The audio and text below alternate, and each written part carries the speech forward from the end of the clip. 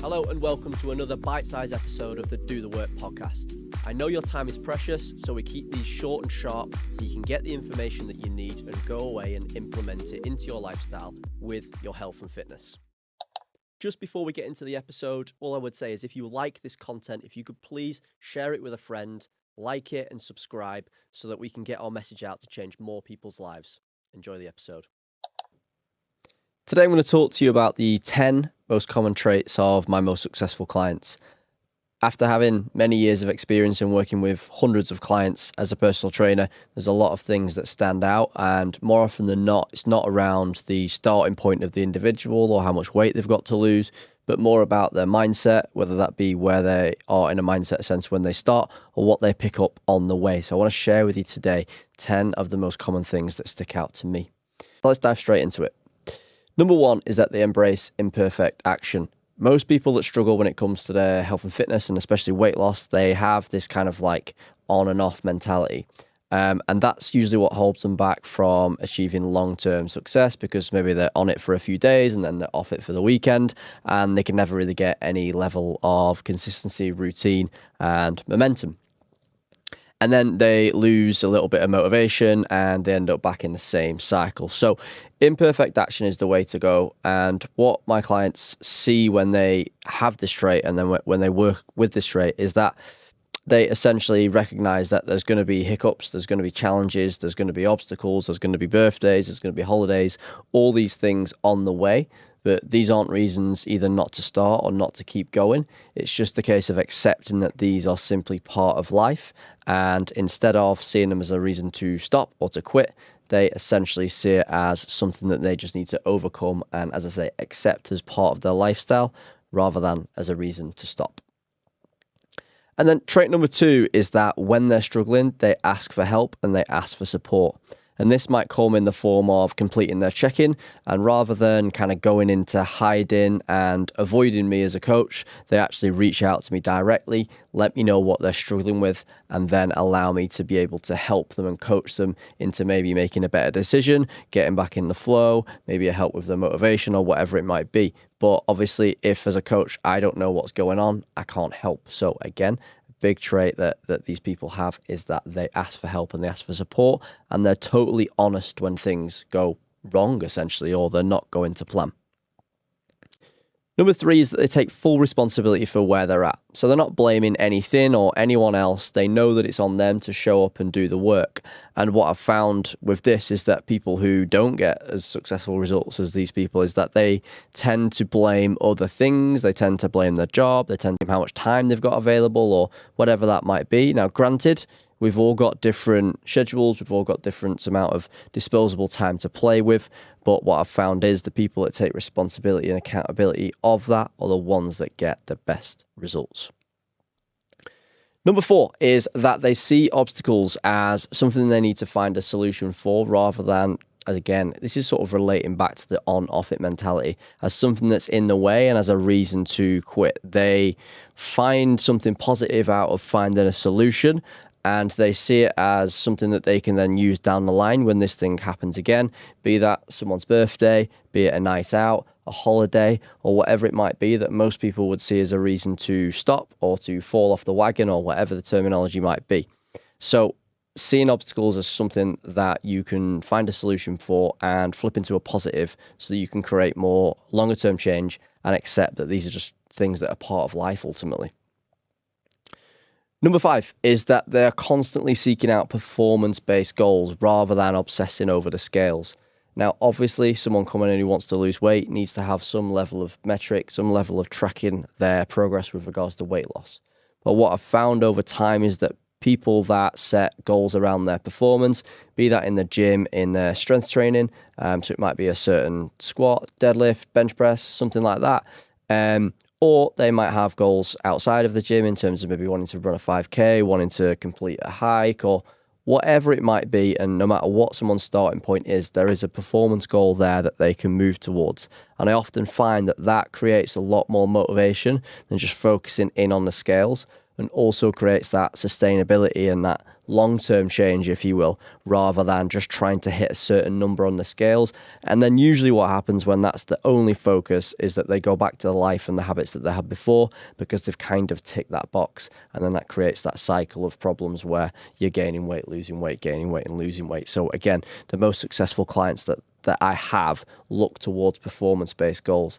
They might not do that straight away and from the off. However, down the line, once they start to see those scales moving, and with a little bit of encouragement from me, they will look towards a performance-based goal, be that a strength-based goal or maybe a cardio-based goal. Okay, so let's have a look at the next one from here. So moving on to number 6 is that they see this as a long-term change. They are in this for the long haul. And many of my clients have worked with me for years and have completed hundreds of workouts. And lo and behold, they're the clients that have got the best possible results, rather than people dipping the toe in and then getting in and out. And again, relating back to that on the wagon, off the wagon mentality. So they see this as a lifestyle change rather than just a means to an end to achieve the weight loss results that they essentially come to me for. However, we have to see this as being patient with the results and being impatient with our actions, and just seeing it as something that is here to stay. I'm in it for the long haul. I'm not going to quit. I'm going to stick it out. I'm going to find a way past these obstacles, and the results will come over time. Number 7 is that they attend as many live events as possible. And by live events, what I mean is the client events that I set up, that we do every quarter, where we review our progress from the quarter just gone, and then we set up and set goals for the quarter ahead. Some people who have been unsuccessful tend to try and avoid these events because maybe they don't feel totally comfortable around them, maybe it's out of their comfort zone, but the people that show up and embrace them, and even if they feel uncomfortable, I suppose, just get involved with them, tend to get a lot out of them, and they tend to be the clients that stay longer. And obviously the clients that stay longer tend to be the people that get better results. And as well as that, we're doing a lot of reviewing, we're doing a lot of goal setting. Therefore, these people have got a lot more direction rather than just thinking about it as a means to an end, as we talked about before. Number 8, okay, so they are very good at dealing with slip-ups and failures. So they almost recognize that slip-ups, failures, things going wrong is essentially part of the process and not a reason to throw the towel in and to quit. And so ultimately what this is they are developing a more resilient mindset to deal with the setbacks that are inevitable on the way. Be that in a micro scale, in terms of the scale's not quite saying what you want, they develop a mindset where they're capable of dealing with that. Or on a macro scale, it might be getting an injury, or maybe their job situation changes and they're slightly more time poor. They have to make some changes and some adaptations maybe to when they train or where they can train.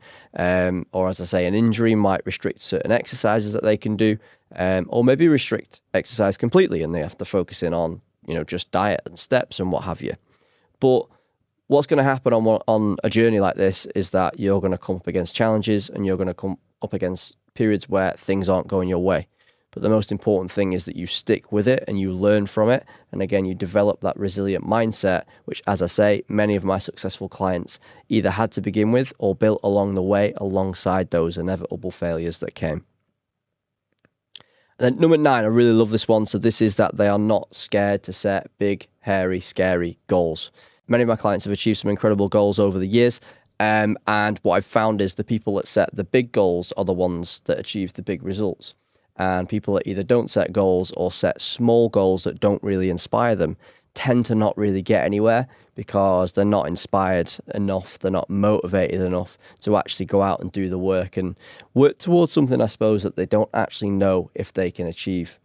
And a big tip I believe that comes with this is, if you set a goal that you know completely how to do on your own, it's probably not big enough, and it's probably not big enough of a goal for you to actually go out and achieve and get motivated for, because it's probably a little bit boring and it's not out of your comfort zone. And I think it's really important to set goals that are exactly that, so that you need to first of all ask for help, work like hell for it, appreciate the work that comes to it, and then obviously you appreciate the achievement when you actually achieve the goal. Number 10 is that they adopt the do work mindset. So they drop their excuses, they don't play the victim, and they have the ability to work hard for long periods of time without seeing results, which should be known as delayed gratification. Many people come in and they want to lose weight really quick. They want to see changes on the photos within a week or within a couple of months, and it just takes longer than that. So it's accepting that, as I said earlier, we have to be impatient with our actions, but patient with the results. And if we can do that over a period of time, and if we can stick with it and not have this on and off it mentality, but just a imperfect action kind of mindset where we just keep going regardless. And if we have a bad day or a bad week, we brush it off and then we get back to it. And if we do that over the span of time, we're going to be much more successful than trying to be all in or not. So again, just to sort of highlight number 10 here, the do the work mindset is someone that is willing to do the work and willing to do the work without initially seeing results so that they know in the long term it will be there. But what this also does as well as that is it pushes the means to an end goal of weight loss to the side and implements the habits that are needed to not only achieve the goal, but maintain the goal for obviously the long-term sustainability. Because ultimately, the most important thing is that you lose weight and then keep it off rather than just lose weight and end up back in that vicious cycle. So that's 10 traits of my most successful clients. I hope that's been useful. As ever, if there is anything else you'd like us to cover, if you have any questions, feel free to reach out directly. We'd love to help. Thanks for tuning in for today's episode. I hope you found it useful. And if you did, you've got the power to share this message as well. So if you have a friend who might find this content useful, please share it with them. And we'll see you on the next episode.